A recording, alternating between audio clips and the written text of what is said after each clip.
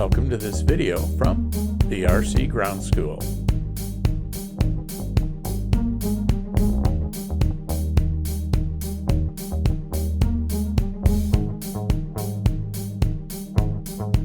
Model airplane club fields operate using certain rules and procedures to enhance safety operations.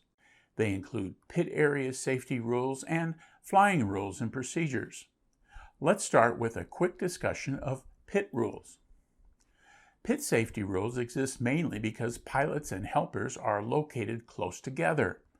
There isn't much room to avoid injury or damage to others' models if an airplane goes out of control.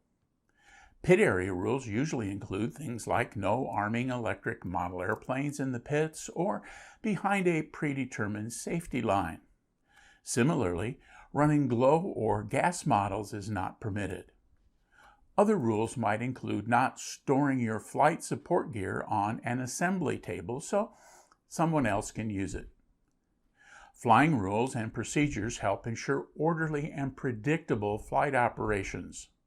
That is, few surprises. These rules start with the AMA Safety Code and may also include club-specific rules that apply because of lease restrictions or the geography of the club's field.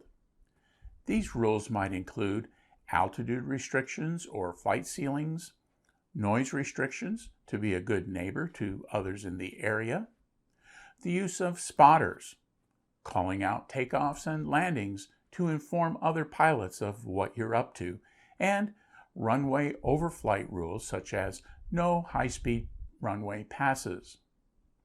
Rules might also include where 3D flight is permitted and determining the direction of the flight pattern. Speaking of the flight pattern, let's talk a little bit about some common terms and procedures you'll want to know and understand. As with full-scale airport operations, many model clubs define a flight pattern. Let's take a look at what a typical flight pattern looks like and what the legs are called. Takeoff leg is the ground path taken during takeoff. Takeoffs are normally made into the wind. Upwind leg is the ground path parallel to the takeoff leg for airplanes in the flight pattern. Crosswind leg is the ground path perpendicular to the takeoff leg at the departure end of the runway. Downwind leg is the ground path at the far end of the overflight area, parallel but opposite to the upwind leg. Base leg is the ground path opposite to the crosswind leg at the approach end of the runway. Dogleg is the ground path of a 45-degree leg angled toward the runway that a landing aircraft may follow to reduce the amount of turn needed to line up on final. Inside downwind and final turn is a landing procedure where the pilot flies his or her downwind closer to the runway and flies a single 180-degree turn to line up on final. This technique is used by most full-scale military fighter-type jets. This technique eliminates base and dogleg when landing. In full-scale aviation, a normal pattern is one where pilots make left turns to crosswind and downwind, and so on. Since pilots of tandem seat planes sit on the left side, this makes it easier to clear their turns. When turns are to the right, the pattern is referred to as a non-standard pattern. With RC airplanes, take off into the wind and turn in the direction that takes you away from the pilot stations and pit area. When wind is not an issue, take off from left to right using a standard pattern. Since prop airplanes tend to veer or drift left during takeoff, this allows the drift to be away from the pits. As mentioned earlier, be sure to loudly announce your intentions to either take off, land, or enter the runway area. Also, be sure to visually clear final before taxiing out for takeoff. You may have missed a call. Landing aircraft have priority. The degree that clubs maintain flight patterns varies from club to club. Clubs where members participate in aerobatic competitions may seem to ignore pattern ops altogether.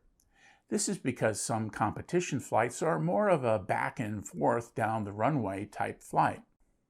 In most cases, how far out you fly your downwind leg is up to you. The decision might be based on how large your model is and its color. If it's hard to see, you'll want to fly it closer.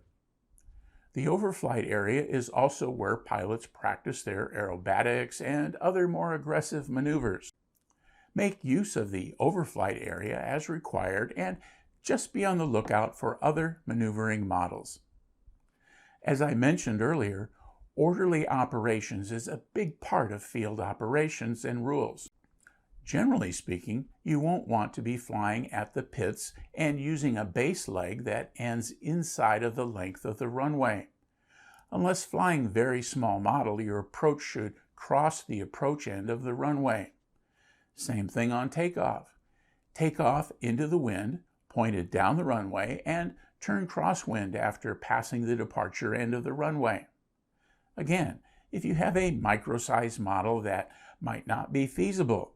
If you end up taking off across the runway or hand launching your model, be sure to visually clear the upwind leg. Some of my closest near mid-air collisions have occurred when pilots took off across the runway and pulled up right in front of me. As we close this video out, if you found it helpful, please click on the thumbs up icon and subscribe to the RCPlaneviews.com channel. Click the bell icon to be notified when I post new videos. Thanks for watching.